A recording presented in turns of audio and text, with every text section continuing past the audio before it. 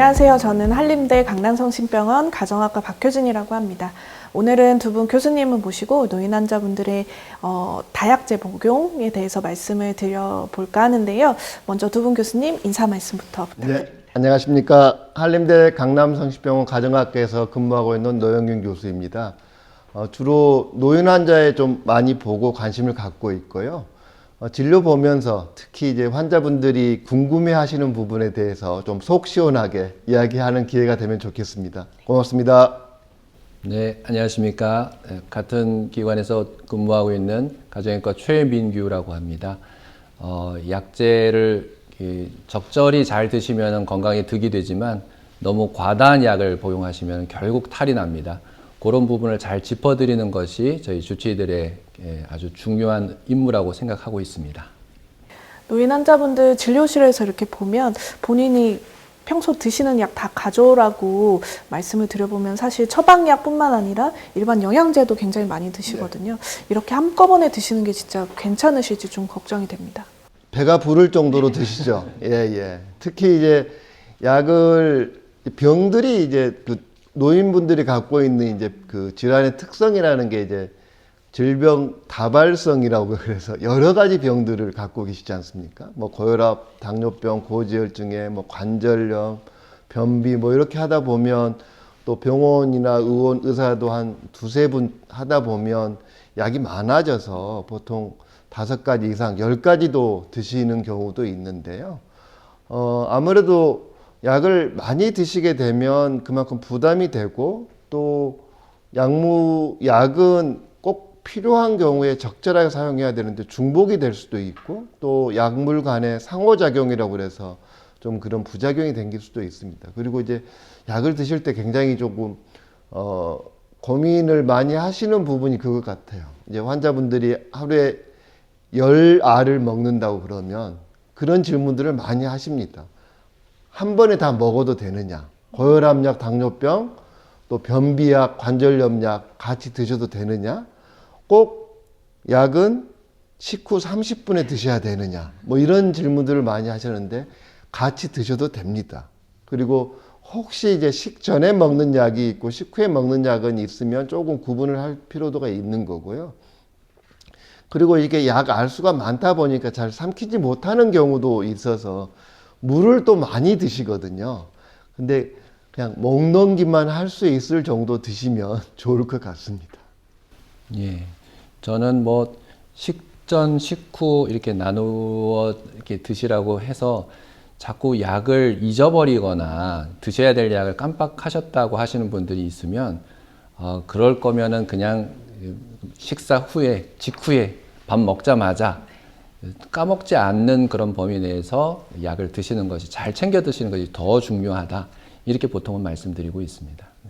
노인 환자분들이 그러면 한꺼번에 많은 약을 드셨을 때 젊은 성인에 비해서 뭔가 뭐 약물 부작용이라든지 이상 반응 이런 부분에 있어서 더 취약한 거는 예, 그럴 수가 충분히 있는 거죠. 그러니까 많은 양의 약을 드시는 것뿐만 아니라 이제 노인이 되면 우리 몸도 좀 변화가 있거든요. 우리가 약을 먹게 되면 그게 위나 소화기계에서 흡수가 될 거고요. 그 다음에 그게 이제 간이나 소장에서 흡수가 돼서 그거가 이제 그 순환을 하고 작용을 하고 나중에는 콩팥을 통해서 주가 이제 배출을 해야 되는데 그 각 단계마다 조금 그런 기능들이 떨어져 있어서 뭐 콩팥에 대한 합병증 부담이 될 수도 있고 또 뭐 간 기능에 문제가 생길 수도 있어서 그런 특징들이 좀 있습니다. 그래서 꼭 필요한 약을 꼭 필요한 때 먹고 의사가 처방한 약 말고는 좀 안 드시면 좋지 않을까라고 권고를 하고 있습니다. 예, 어르신들 중에 가끔은 이런 경우가 있습니다. 체중이 조금 빠지시는 경우 필요한 혈압 용량이나 당뇨약이나 이런 용량이 조금 바뀔 때가 있는데 그거를 모르고 계속 같은 용량으로 계속 드셨다가 혈압이 너무 많이 떨어진다든지 혈당이 너무 떨어져서 저혈당에 좀 고생을 하신다든지 이런 경우를 가끔 보기 때문에 그 변화를 잘 체크를 할 필요가 있고 또 약 용량은 굉장히 예민하게 노인 어르신들은 좀 반응하실 수가 있다.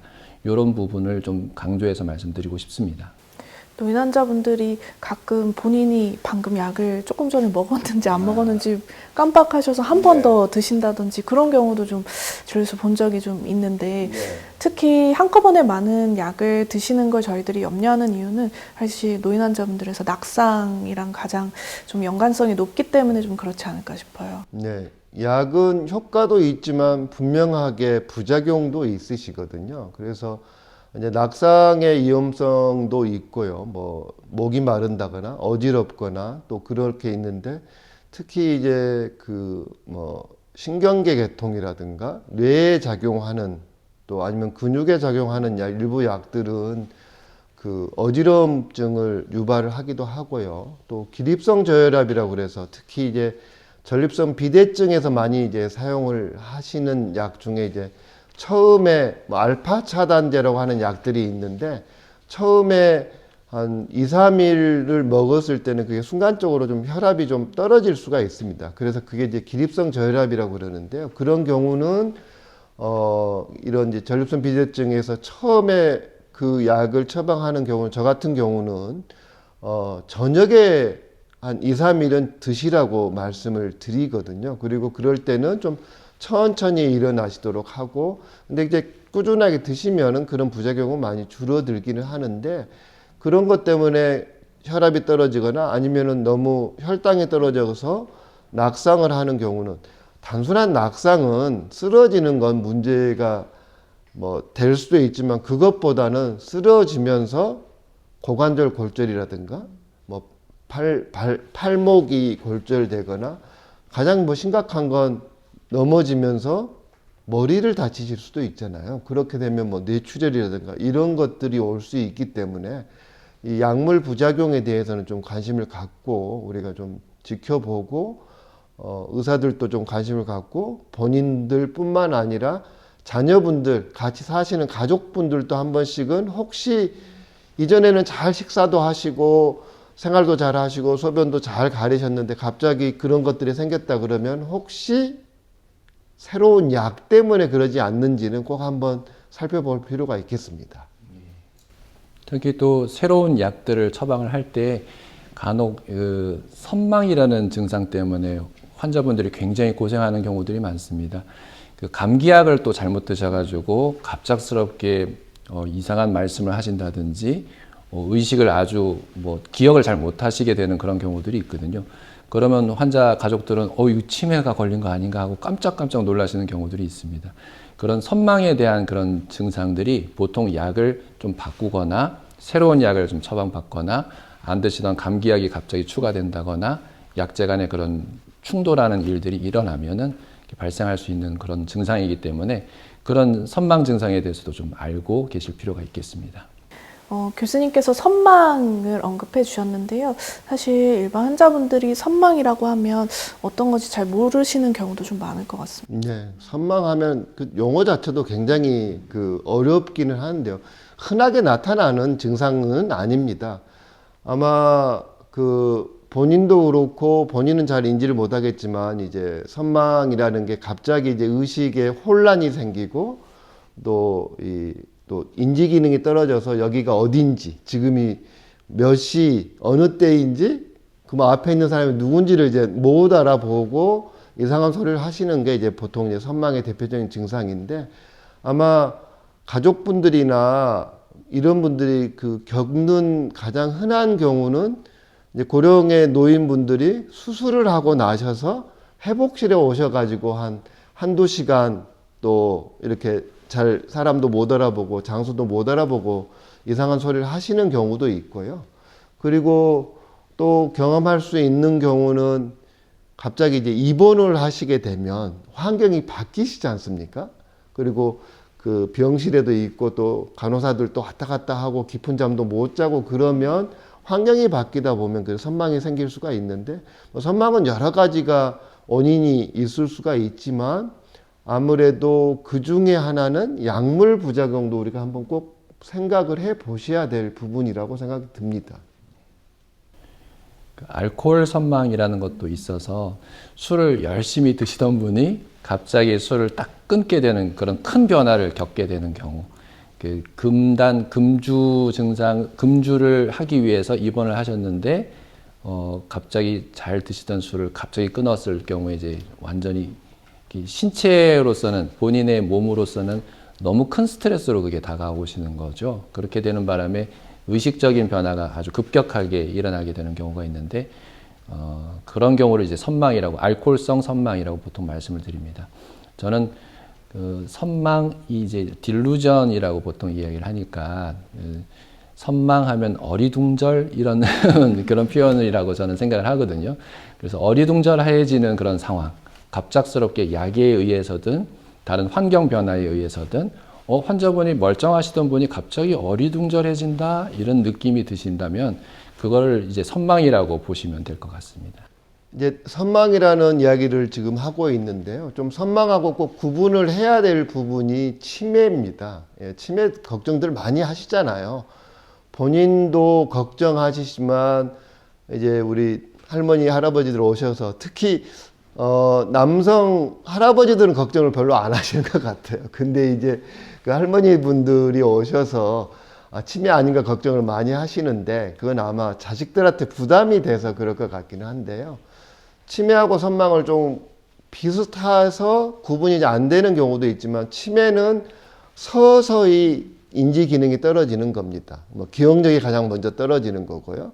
그 다음에 사람을 잘 못 알아보거나 시간을 잘 모르거나 장소를 이제 진압력이라고 그런 것도 떨어지고 또 우리가 뭔가를 물건을 보거나 뭔가 이야기를 해야 되는데 바로 단어가 잘 생각이 안 나는 이제 언어 기능이 좀 떨어지기도 하고 판단력이 떨어지는데 그건 서서히 진행이 되고 다시 회복되기가 쉽지 않은 반면에 선망은 아주 정상이었던 분들이 갑자기 한두 시간 내에 사람을 못 알아보거나 진압력, 여기가 어딘지도 잘 못 알아보고 사람도 못 알아보고 또 이상한 말씀을 하시다가 또 시간이 지나면 금방 좋아지는 그런 특징이 있기 때문에 구분을 할 필요는 있습니다. 그래서 가장 중요한 것들은 여러 가지 상황에 의해서 선망이 나타나긴 하지만 평상시하고 좀 다르게 좀 말씀하시는 것도 좀 어둔해지시고 좀 이상한 소리를 하시고 여기가 있는 어딘지를 잘 못 알아보시면 혹시 그 사이에 뭐 열이 나거나 그리고 혹시 새로운 약을 먹고 그 사이에 어떤 변화가 있는지를 한번 꼭 확인을 해보고 그게 약물에 의해서도 그럴 수도 있기 때문에 한번 확인해 보실 필요는 있으십니다. 두 분 교수님 말씀을 들어보니까 노인 환자분들에 있어서는 중요한 약들을 잘 처방을 받아서 진료를 받고 복용을 잘 하는 것도 굉장히 중요하지만 현재 드시는 약들 중에 불필요한 약이 어떤 것들이 있는지 확인하는 것도 참 중요할 것 같습니다. 그러면 노인 환자분들이 좀 이런 불필요한 약들을 복용하지 않도록 하시기 위해서 병원 진료받는 것도 물론 중요하지만 좀 집에서 평소에 좀 신경 쓰실 만한 부분들이 좀 있을까요? 일단 복용하고 계시는 약들 중에 건강기능식품에 대해서 너무 호의적이시라서 이거를 약으로 생각을 안 하시고 그냥 계속 그냥 즐겨 먹는 그냥 진짜로 식품이라고 생각하시는지 그거를 많이 드시면서 또 약을 또 드셔야 되면서 약이 너무 많다고 이제 불평하시는 분들이 간혹 있으시더라고요. 그러면은 저는 건강기능식품은 이렇게 많이 드시면서 왜 꼭 필요한 이 약은 안 드시느냐 이렇게 말씀을 드리면서 불필요한 왜 이걸 이 건강기능식품을 왜 드시는지 물어보면은 그 이유도 정확하게 잘 모르고 그냥 좋다니까 먹는 경우들이 많으시더라고요. 그래서 그런 경우라면은 대부분은 그냥 약을 끊게끔 건강기능식품들은 대부분 끊고 꼭 필요한 이 약들만 잘 복용해 주시라 이렇게 말씀을 보통 드립니다. 예. 그래서 가장 중요한 건 처방한 약은 잘 드셔야 됩니다. 그런데 그 처방하는 의사가 너무 많으면은 좀 좋지는 않을 것 같고요. 여러 가지 고혈압, 당뇨병, 고지혈증, 관절염, 변비, 뭐 위에 대한 문제가 있으시면 여러 의사들보다는요. 좀 나를 잘 아는 좀 주치의를 한번 정하시면 물론 그 주치의분의 전공 과목이라든가 어떤 전문성 때문에 약이 조금 처방이 불가능한 경우도 있지만 그래도 나를 알고 내가 먹는 약이 뭔지를 그리고 한번 조절해질 수 있는 좀 뺄 수 있는 약이 있는지를 한번 상담할 수 있는 단골 의사를 좀 한번 좀 만드시는 것을 적극 추천드립니다. 네, 그럼 지금까지 노인 환자분들에 있어서 다제약물 복용에 대해서 두 분 교수님 말씀 잘 들어봤습니다. 시청해 주셔서 감사합니다. 감사합니다. 감사합니다.